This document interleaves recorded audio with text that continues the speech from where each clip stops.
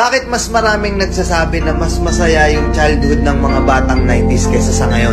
Bakit mas maraming nagsasabi na yung mga batang 90s mas swerte sila kasi mas masaya yung mga naging childhood experiences nila? Simple lang. Mga batang 90s, pakinggan nyo to. Lapit ka konti. Nung panahon natin, hindi pa uso cellphone. Hindi pa uso yung puro Mobile Legend, lalaro ka sa cellphone, manonood ka sa cellphone. Lahat ng laro natin nung bata tayo, puro physical. Naalala mo pa ba yung lalabas ka sa hapon para lang makipaglaro sa mga kaibigan mo? Yung tipong nababandrip ka na kasi nabuburot ka na sa laro. Pero tuloy ka pa rin kasi masaya ka makipaglaro sa kanila. Yung tipong lalabas ka ng alas 3 ng hapon hanggang alas 6, hindi ka na pwedeng magpagabi kasi mapapalo ka. Pero yung maiksing oras na yun para makapaglaro ka, pakiramdam mo ang haba-haba na. Naalala mo pa ba? Pag galing mo sa eskwela, madaling-madali ka kasi may papanoorin ka pa. Oo, kasi yung mga palabas sa TV noon, puro pang bata pa.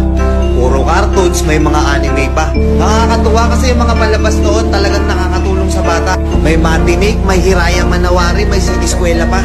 Hindi ngayon. Putik na yan yung mga pinapanood ng mga bata, puro pag-ibig na, puro drama. Di ba?